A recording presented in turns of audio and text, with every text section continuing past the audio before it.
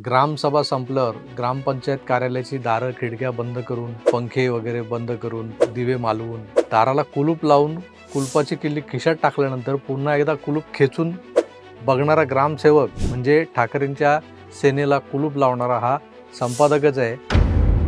आदित्यला समजलेलं असावं. आदित्य ठाकरेंनी आता नव्या गुरुच्या शिकवणीनुसार आपले उडाणटप्पू जे तरुण सहकारी जे होते त्यांना बाजूला सारत जुन्या शिलेदारांना महत्त्व देत पावलं तर टाकली आहेत.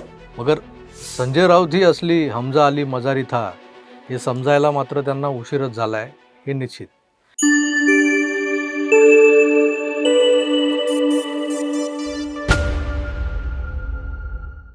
कोणी तुम्हाला प्रश्न विचारला म्हणजे महाराष्ट्राच्या राजकारणातले प्रमुख पक्ष कोणते असा प्रश्न जर कोणी विचारला तर पहिल्या 1, 2 आणि 3 क्रमांकावर एकच पक्ष दिसतो, तो म्हणजे भारतीय जनता पक्ष.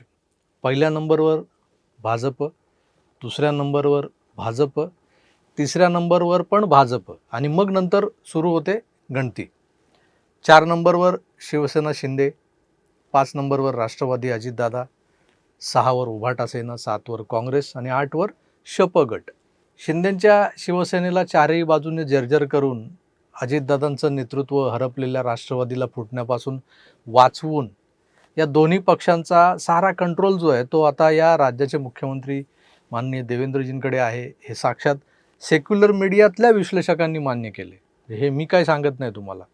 हे जे लोक आहेत ना, जे ज्यांना तटस्थ, त्रयस्थ आणि माझ्या भाषेत त्यांना सेक्युलरच म्हणतो मी, ते असे जे सेक्युलर आहेत ना त्यांच्या मते हा जो काही दावा आहे तो महाराष्ट्रातले दोन्ही विरोधी पक्ष आणि सत्ताधारी पक्ष 3 विरोधी सॉरी 3 आहेत, त्यातले 2 विरोधी पक्ष आणि सत्तेतले 3 पक्ष हे एकच माणसाकडे आहेत. आणि इथं सर्व शक्तिमान एकच माणूस आहे महाराष्ट्रामध्ये आणि त्यांचं नाव आहे देवेंद्र फडणवीस. देवेंद्र फडणवीस देवेंद्र फडणवीस ऐकलं. आता मग महाराष्ट्रात उरलं काय तर विरोधी पक्ष म्हणून जे उघडपणे महायुतीच्या सरकारच्या विरोधात आहेत त्या पक्षांबद्दल आपण विचार करूया की उरलं काय. त्या पक्षांमध्ये सध्या काय चाललं आहे याचा जर आढावा घेतला तुम्ही तर तुमच्या लक्षात येईल की 2022 पूर्वी जी अखंड शिवसेना होती त्या पक्षाला संपवण्याची सुपारी ज्या काही लोकांनी घेतली होती त्या सुपारीबाजांना आता पक्षातूनच हाकलण्याच्या निष्कर्षाप्रत या पक्षाचे नेते येऊन ठेपले आहेत असं दिसतंय. ही फार मोठी घडामोड आहे. राज्यसभेच्या एका जागेसाठी महाविकास आघाडीकडून प्रियंका चतुर्वेदी यांना न पाठवल्यानं आणि शरद पवारांसारख्या बेभरवशाच्या उमेदवाराला पाठिंबा दिल्यानं व्यथित झालेले युवा नेते आदित्य ठाकरे आपण पाहिले. पण या निर्णयासाठी उतावीळ झालेले किंवा या निर्णयाला जबाबदार असलेले संजय राऊत हे त्यानंतर आदित्य ठाकरेंचे टार्गेट ठरलेत हे सुद्धा आपण पाहिलं. त्या 2 नेत्यांमध्ये धुसफूस सुरू झाली असं आपण ऐकलं होतं.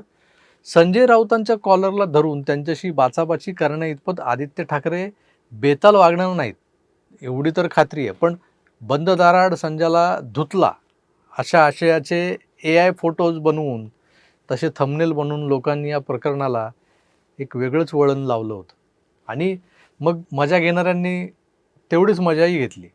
आता इतकी वर्ष सेनेचे एक नेते, खासदार, संपादक वगैरे राहिलेल्या राऊतांना ठाकरे अशी मानहानिकारक वागणूक देत पक्षाबाहेर काढणार नाहीत. पण आदित्य ठाकरेंनी आता संजय राऊतांच्या डबल एजंट टाईपच्या भूमिकेवर जरा गंभीरपणे शंका घ्यायला सुरुवात केली आहे असं कळतं. ज्या संजय राऊतांकडे नाशिकची जबाबदारी होती त्या जबाबदारीचं निर्वहन राऊतांनी कसं केलं आहे याचा लेखाजोखा नाशकातल्या काही जबाबदार शिवसैनिकांनी शिवसेना भवनात ठाकरेंना भेटून आदित्य ठाकरेंना भेटून सादर केलं आहे असं कळतं. अनेक वॉर्डात भाजपचे स्लीपर सेल म्हणून काम करणाऱ्या लोकांना फायदा होईल हे समोर दिसत असतानाही संजय राऊतांनी त्याकडे दुर्लक्ष केलं. नाशकातले राऊतांचे दायेबाये असलेले जे हस्तक होते त्यांनी या महानगरपालिकेत उमेदवारांकडून प्रचंड पैसा कमावला, पक्षाचा निधी योग्य त्या माणसांपर्यंत पोचू दिलाच नाही, मधल्यामध्ये गायब झाला. अशा अनेक गोष्टी या संजय राऊतांच्या डोळ्यादेखत झाल्या. त्यात संजय राऊतांची भूमिका नरोवा कुंजरोवा का होती हे देखील समजनेवाले को समज सकता है असं आहे. त्यामुळे सध्या कॅन्सरशी झुंजणाऱ्या राऊतांना खासदार असेपर्यंत तरी सार्वजनिक जीवनात धुमाकूळ घालायचाच आहे. ते प्रचंड इच्छाशक्तीच्या जोरावर म्हणजे असंख्य वेदना होतात या सगळ्या आजारात आणि या आजारांच्या उपचारावर, तरीसुद्धा दररोज सकाळी भांडूपच्या मशिदीवरून भोंगा वाजवतात, बांग देतात. पण या भोंग्याला प्रकृतीचं कारण देऊन नजीकच्या काळात घरी बसवायचंच, नाहीतर हा भोंगा उरला सुरला जो काही गट आहे तो गट देखील संपूर्णच शांत होईल. म्हणजे ना बजेगा बास ना बचेगा गटप्रमुख अशी अवस्था होईल.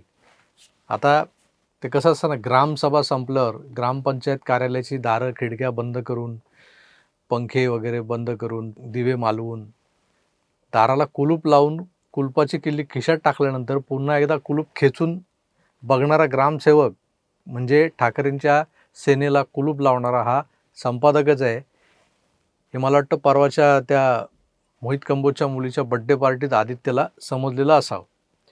आता जे जगाला शहाणे करून सोडतात त्यांनीच ठाकरेंवर अनुग्रह करायला घेतल्यानंतर ठाकरे हे शहाणे होणारच आहेत. त्याचा पहिला फटका, या शहाणपणाचा किंवा शहाणे झाल्यानंतरचा पहिला फटका जर कुणाला बसलाय तर तो संजय राऊतांना बसणार आहे.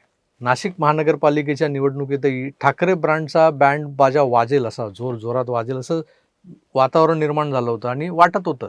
पण तसं असताना निव्वळ राऊतांच्या मिसमॅनेजमेंटमुळे किंवा सेना संपवणं या सुपारीचं शेवटचं खांड बाकी असल्यामुळे ते चघळत त्यांनी ब्रँडचा बँड वाजू दिला. हे आता तपासाअंती उघड झालं आहे आणि हे तपास करणारी जी काही यंत्रणा आहे ती फार मोठी यंत्रणा आहे आणि त्या यंत्रणेने दिलेला रिपोर्ट आदित्य ठाकरेंपर्यंत पोचल्यामुळे आदित्य ठाकरेंनी संजय राऊतांकडून नाशिकची जबाबदारी काढून घेत एक पूर्वाश्रमीचे जुने असे ज्येष्ठचे शिवसैनिक माजी आमदार रवींद्र मिरलेकर यांना नाशिकचा भार सोपवला असं समजतं. मिरलेकर यांच्याशी माझा परिचय आहे, कारण मी जेव्हा एका आमदाराचा PA होतो तेव्हा मिरलेकरही आमदार होते.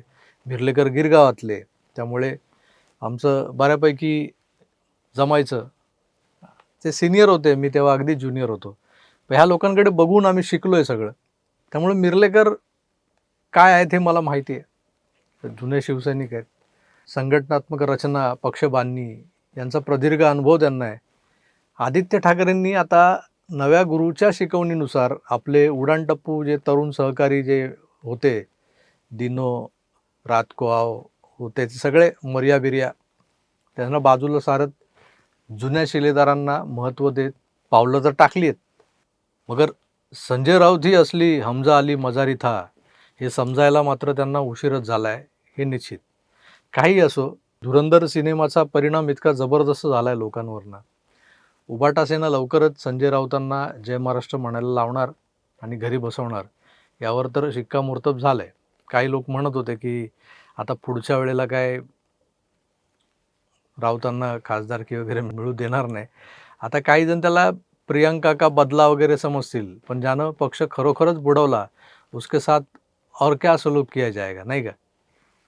मी तुर्तास इथेच थांबतो. एकंदरच हे काय प्रकरण आहे त्याबद्दल आपली मतं कमेंट्स करून जरूर कळवा.